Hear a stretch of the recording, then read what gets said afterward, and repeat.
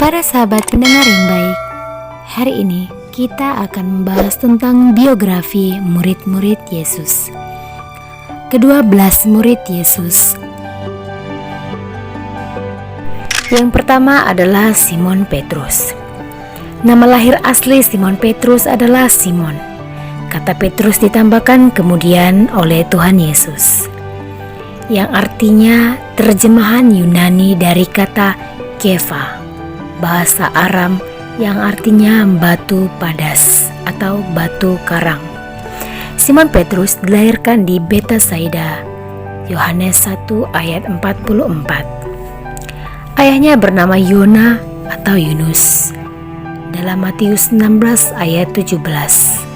Saudara kandungnya adalah Andreas, dalam Matius 10 ayat 2. Simon Petrus, Yakobus, dan Yohanes termasuk murid yang terdekat dengan Tuhan Yesus, dalam Markus 5 ayat 37, 9 ayat 2, 14 ayat 3. Mungkin sekali Simon Petrus pindah dan tinggal serta bekerja sebagai nelayan di Kapernaum. Di tempat ini Simon Petrus dan Andreas berjumpa dengan Yesus dalam Markus 1 ayat 29 dan Lukas 4 ayat 38. Ketika Simon Petrus menjadi pengikut atau murid Tuhan Yesus, ia meninggalkan beberapa hal, yaitu jala atau penunjang kehidupannya, mata pencariannya, pekerjaannya dan penghasilan untuk seluruh anggota keluarga, orang tua dan saudara, mertua yang sakit-sakitan. Simon Petrus adalah murid Tuhan Yesus yang paling banyak mengungkapkan dirinya daripada murid-murid lain. Simon Petrus memiliki sifat alamiah yang amat menarik, ditambah anugerah rohani dan pendidikan yang ia terima dari Tuhan, membuat banyak orang terpikat. Dalam berbicara dan bertindak, Simon Petrus melakukan dengan satu cara yang khusus mengungkapkan sifatnya. Ia tidak pernah meniru gaya dan kepribadian orang lain. Keaslian yang dimilikinya merupakan salah satu modal dalam kepemimpinannya yang sejati. Ia adalah seorang yang tidak berpikir dalam-dalam, berhati ramah, suka menurut kata hati dan bertindak cepat, yang dikuasai oleh dorongan pada saat itu juga. Hal tersebut dapat dilihat dalam Alkitab, yaitu yang pertama, mencoba dan sedikit berhasil berjalan di atas air untuk mendapati Tuhan Yesus. Yang kedua, ingin mendirikan 3 kemah di atas gunung waktu Tuhan Yesus dimuliakan di atas gunung, agar Yesus, Musa, Elia, dan dirinya tinggal di tempat itu. Yang ketiga, tidak mau membiarkan Tuhan Yesus membasuh kakinya. Yang keempat, menyombongkan kesetiaannya. Yang kelima, berani membela Tuhan Yesus dengan pedang dan memotong salah satu prajurit bernama Malkus yang menangkap Tuhan Yesus di Getsemani. Yang keenam, mengabaikan Yohanes yang ragu-ragu dan dengan berani masuk ke dalam kuburan Yesus. Yang ketujuh, ketika mengetahui Tuhan Yesus berdiri di pantai, ia mengenakan pakaiannya lalu terjun ke danau dan berenang ke tepi karena tidak sabar menunggu perahu yang syarat dengan ikan untuk bertemu Yesus. Setelah Pentakosta kebangkitan Yesus, ia menyatakan dirinya secara khusus kepada Petrus. Di samping itu, Tuhan Yesus membutuhkan waktu tersendiri memulihkan Simon Petrus. Pemulihan ini perlu karena Simon Petrus pernah menyangkal Tuhan dalam Yohanes 21 ayat 15-19. Pemulihan tersebut nyata dalam surat pertama dan Petrus. Perubahan besar dalam diri Simon Petrus terjadi ketika Pentakosta. Ia berdiri mewakili para murid dan berkhotbah kepada orang-orang di Yerusalem dalam Kisah Para Rasul 2 ayat 14-40. Pada perkembangan kemudian, Simon Petrus menjadi salah satu pemimpin gereja mula-mula. Dalam kurun waktu yang cukup lama, ia berperan penting dalam perkembangan dan pertumbuhan jemaat atau gereja mula-mula. Sejarah dan juga tradisi gereja menunjukkan bahwa Simon Petrus melakukan pelayanan sampai masa tuanya, sampai akhir hayatnya di Roma. Di kota itu, Roma, ia menjadi martir dengan cara disalibkan kepala ke bawah oleh Kaisar Nero sekitar tahun 64-67 Masehi. Yang kedua adalah Andreas. Dalam bahasa Yunani, Andreas artinya si pria. Saudara kandungnya adalah Simon Petrus. Mereka berasal dari Betsaida dalam Yohanes 1 ayat 44. Sebelum menjadi murid Tuhan Yesus, Andreas adalah murid Yohanes Pembaptis dalam Yohanes 1 ayat 40. Andreas dan Simon Petrus termasuk murid-murid pertama yang dipanggil oleh Tuhan Yesus dalam Markus 1 ayat 16-18 dan Kisah Para Rasul 1 ayat 13. Andreas pertama kali dikenal sebagai murid Yohanes Pembaptis. Hal ini menunjukkan bahwa ia sangat memperhatikan nilai-nilai rohani. Ia menanggapi apa yang diajarkan oleh Yohanes Pembaptis tentang pertobatan, kerajaan Allah dan penghakiman terakhir. Para sinoptis, Matius, Markus, Lukas tidak menceritakan pertemuan pertama antara Andreas dan Tuhan Yesus. Akan tetapi, Yohanes menghargai hal tersebut sebagai suatu kenangan yang paling kudus.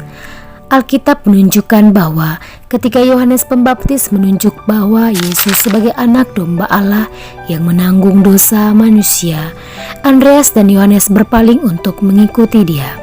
Pertemuan Andreas dengan Tuhan Yesus begitu penting sehingga ia selalu memberitahukan kepada orang lain tentang siapakah Yesus dan membawanya kepada dia.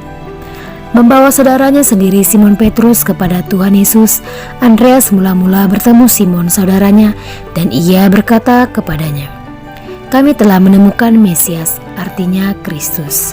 Ia membawanya kepada Yesus. Dalam Yohanes 1 ayat 41. Membawa orang-orang Yunani yang menanyakan siapa Yesus kepada Tuhan Yesus dalam Markus 13 ayat 3. Membawa seorang anak laki-laki yang mempunyai roti jelai dan ikan kepada Tuhan Yesus sehingga ia dapat memberi makan 5.000 orang lebih dalam Yohanes 6 ayat 8-9. Setelah Pentakosta, Andreas bukan saja pengikut Kristus yang pertama, ia juga pekerja Kristen yang pertama dan dialah yang pertama-tama membawa orang lain kepada Tuhan Yesus. Andreas lah yang menyampaikan kepada orang lain mengenai Yesus dan kemudian membawanya kepadanya. Yohanes 1 ayat 42, 12 ayat 21 dan 22. Sejarah dan juga tradisi gereja mula-mula mencatat bahwa Andreas memberitakan Injil sampai di Rusia Selatan dan semenanjung Balkan. Andreas mati dengan cara disalibkan di Akhaya, Patras, Yunani. Andreas juga dihubungkan dengan kitab Apokrifa, Akta Andreas. Yang ketiga, Yakobus anak Zebedeus. Nama Yakobus adalah bentuk Yunani dari kata bahasa Ibrani Yaakov, berarti si pegang tumit atau penipu. Kemudian diberi makna baru yaitu Tuhan melindungi. Yakobus dan adiknya Yohanes, mereka adalah saudara sepupu dari Yesus. Dalam Yohanes 19 ayat 25. Orang tua mereka adalah Zebedeus dan Salome. Sebelum menjadi murid Tuhan Yesus, Yakobus dan Yohanes serta ayah mereka bekerja sebagai nelayan. Dalam Lukas 5 ayat 10-11. Ia bersama Yohanes dan juga Simon Petrus menjadi murid paling dekat dengan Tuhan Yesus. Yakobus termasuk murid Tuhan Yesus yang sangat bersemangat dan ambisius.